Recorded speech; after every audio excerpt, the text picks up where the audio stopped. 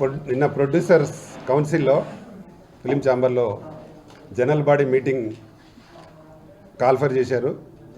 దాదాపుగా ప్రొడ్యూసర్స్ అందరూ రావడం జరిగింది.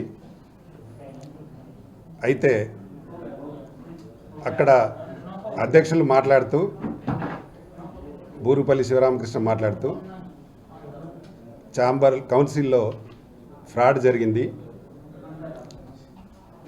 గత 2003 సంవత్సరం నుండి ఒక మెంబరు మరియు ఇందులో క్యాషియర్గా పనిచేసే వ్యక్తి ఇద్దరు కలిసి ఫ్రాడ్ చేశారని చెప్పడం జరిగింది.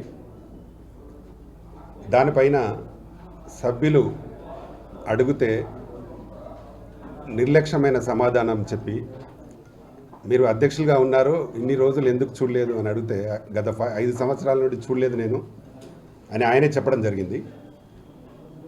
ఒక అధ్యక్షులు కార్యదర్శి అయి ఉండి, సెక్రటరీగా క్యాషియర్గా ఉండి, ముగ్గురు మనుషులు ఎవరు కూడా ఈ ఫ్రాడ్ను వాళ్ళకి తెలిసి చేస్తున్నారా తెలియక చేస్తున్నారా అనే సందిగ్ధంలో మెంబర్స్ అందరూ మాట్లాడడం, చాలామంది అడగడం జరిగింది.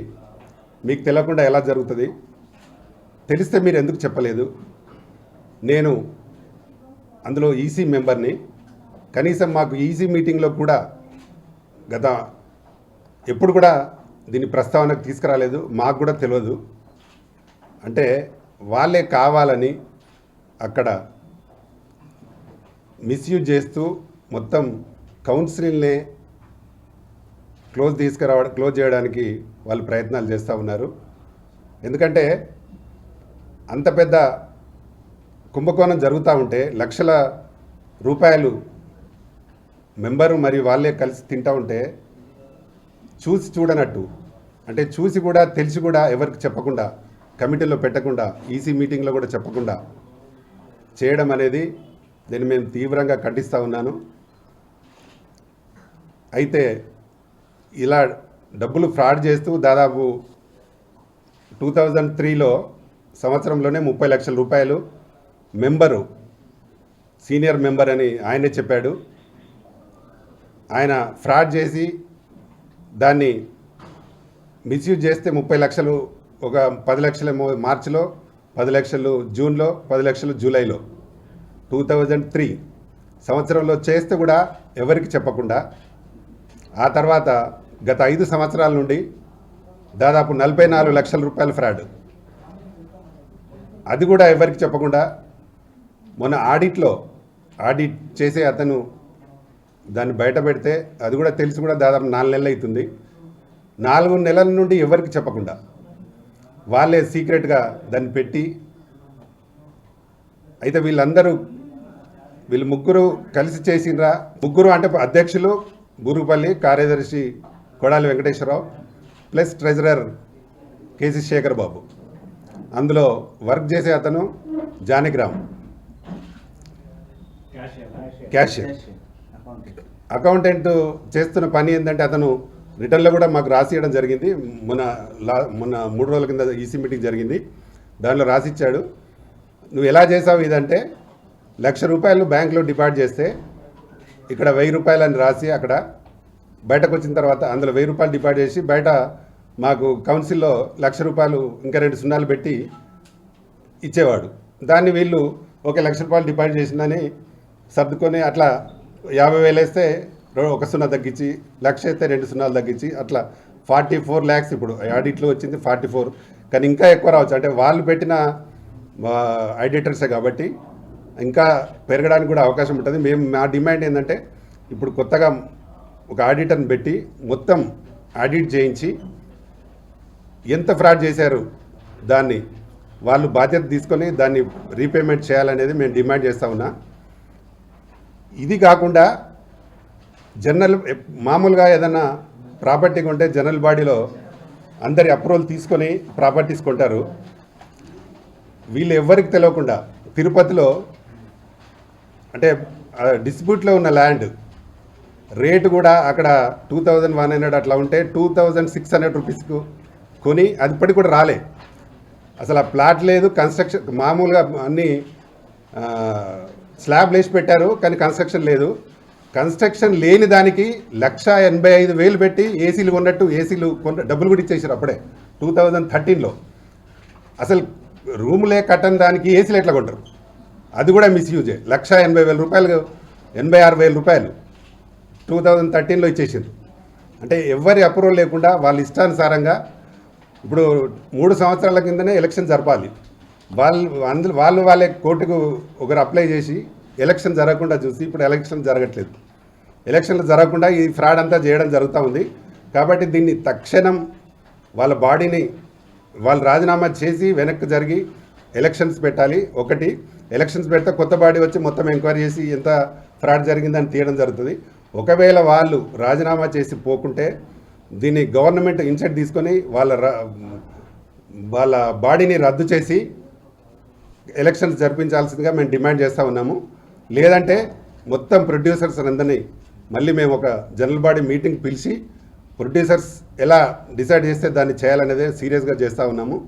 ఎందుకంటే ఎవరికి తెలియకుండా ఇక్కడ 2,64,00,000 రూపాయలు మూవీ టవర్స్ కని ట్రాన్స్ఫర్ చేశారు. అది కూడా జనరల్ బాడీలో రాటిఫికేషన్ తీసుకోవాలి. అది కూడా తీసుకోలేదు. అది కూడా ఇప్పుడు అసలు ఇప్పటికి ప్లాట్ రాలేదు. అది ఎక్కడ దాకుందో కూడా తెలియదు. రిజిస్ట్రేషన్ చేయలేదు. అదొక ఫ్రాడ్. అంటే మేము నిన్న జనరల్ బాడీలో అడిగితే చెప్పేది ఏంటంటే వాళ్ళు మళ్ళీ మనకు రిటర్న్ ఇవ్వమంటే కూడా ఎక్కువ ఇస్తారు, అది చేస్తారని చెప్తున్నారు. కానీ కరెక్ట్గా ఎక్కడ కూడా వాళ్ళు ఎవరికి తెలియకుండా వాళ్ళ ఇష్టానుసారంగా 3-4 కలిసే చేస్తూ ఉన్నారు. తర్వాత ఎవరికి తెలియకుండా అసలు మా మెంబరే కాదు 35 లక్షల రూపాయలు గుంటూరులో ఉన్న ఒక కట్టిన బిల్డింగ్కి ఇచ్చారు డొనేషన్. అది ఎవరికి సంబంధం లేదు. అసలు దాన్ని ఈసీలో కూడా అప్రూవల్ లేకుండా అది కూడా జనరల్ బాడీలో అప్రూవల్ చేసి ఇవ్వాలి. అది కూడా వాళ్ళ ఇష్టానుసారంగా, అంటే దాదాపుగా ఉన్న అమౌంట్నంతా వాళ్ళు ఇష్టానుసారంగా ఎవరికి పడితే వాళ్ళకి ఇచ్చుకుంటూ దాన్ని మిస్యూజ్ చేస్తున్నారు. కాబట్టి దాన్ని మేము తీవ్రంగా ఖండిస్తున్నాం. దీన్ని త్వరలో వాళ్ళ బాడీని రద్దు చేయాలనేదిగా మేము గవర్నమెంట్ను రిక్వెస్ట్ చేస్తా ఉన్నాం. ప్రసన్న కుమార్ ఒక చిన్న మిస్యూజ్ చేశారని అప్పుడప్పుడు జనరల్ ఈసీ మీటింగ్ కాల్ఫర్ చేసి ఆయన 3 years సస్పెండ్ చేశారు. అది ఎంత మైనర్ అమౌంట్ అంటే 1,80,000 ఎంతో మెంబర్స్కి ఏదో ఇచ్చారు. ఆయన మిస్యూజ్ కూడా అంటే ఆయన ఓన్ మిస్యూజ్ చేసలేదు, మెంబర్కి ఇచ్చాడు. లేదు, సిస్టంలో లేని దాన్ని వైలేట్ చేశాడు కాబట్టి అని చెప్పి చేసిన వాళ్ళు ఈరోజు ఇంత పెద్ద స్కామ్ జరిగిన తర్వాత, ఇంత పెద్ద ఫ్రాడ్ అయిన తర్వాత ఆయన మీద సానుభూతి ఎందుకు? ఆపద్ధర్మ కమిటీలో పవర్స్ అనేవి ఉంటాయా ఉండవు అనేది అందరికీ తెలిసినటువంటి విషయమే. ఏ నిర్ణయాలు తీసుకోవాలనో అంటే మేజర్ అమౌంట్స్ అన్నీ ఈ 3 years లోపలనే ఖర్చు పెడుతూ వచ్చారు. వాళ్ళ ఉద్దేశం ఏంటంటే మెంబర్స్ బాగా పెరిగిపోయారు, వాళ్ళ పట్టు సడలుతోంది. ఎందుకంటే వాళ్ళని యాక్సెప్ట్ చేయడం లేదు, వాళ్ళ లీడర్షిప్ను మెంబర్స్ యాక్సెప్ట్ చేయడం లేదు.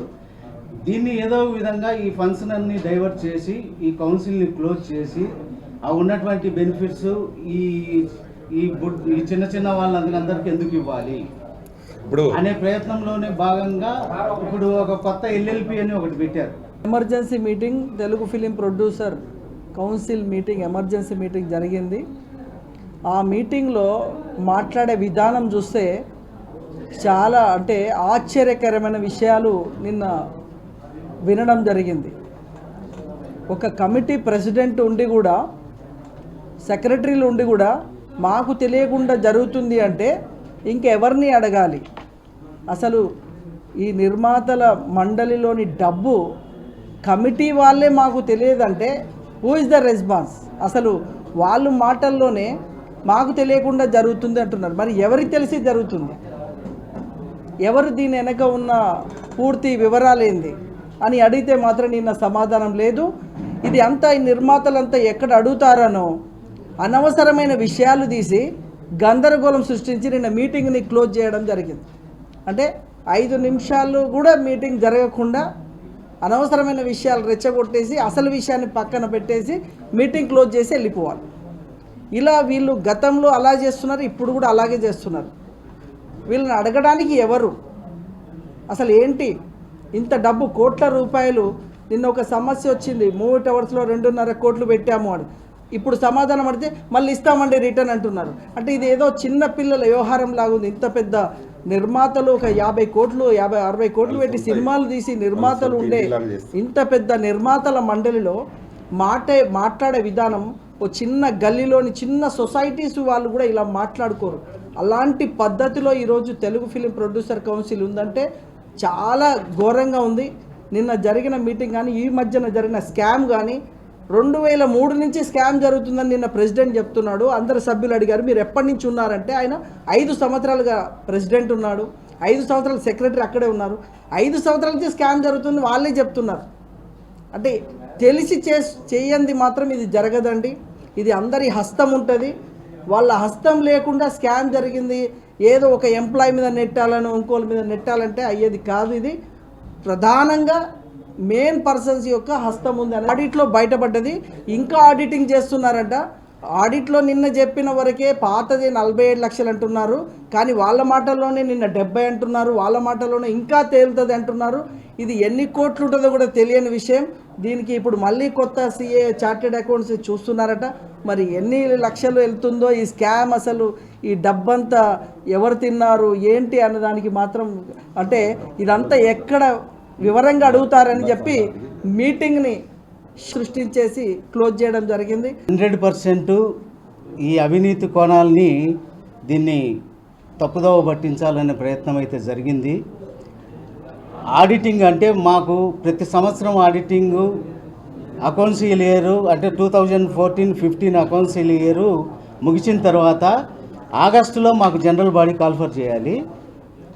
ఆగస్టుకు ఈ ఫైనాన్షియల్ బ్యాలెన్స్ షీట్ సరిపోలే, టాలీ కాకపోవడంతో ఆడిటరు ఇక్కడ ఏదో అవకతవకలు జరిగినట్లుగా ఉంది అని చెప్పేసి అనుమానాన్ని వ్యక్తం చేసేసి అకౌంట్స్ను మరీ చూడడం జరిగింది. చూస్తే దీంట్లో ఇంత డబ్బు మిస్యూజ్ అయిందని చెప్పేసి ఆయన కొంత అమౌంట్ ఇచ్చారు, ఎవరు ఆడిటర్ గారు. ఇచ్చిన తర్వాత ఇది ఎలా జరిగింది ఏంటి అనేది తర్జన భర్జన పడిన తర్వాత దీన్ని ఎవరు చేశారు ఏంటి అనేది వాళ్ళే ఈసీ అనే కమిటీకి కూడా తెలియకుండా దీన్ని ఏదో విధంగా సర్దుబాటు చేసి దీన్ని పక్కదోవ పట్టించాలనే ప్రయత్నాలు అయితే జరిగాయి. 3 నెలల నుంచి ఈసీ మీటింగులు కూడా కాల్ఫర్ చేయడం లే.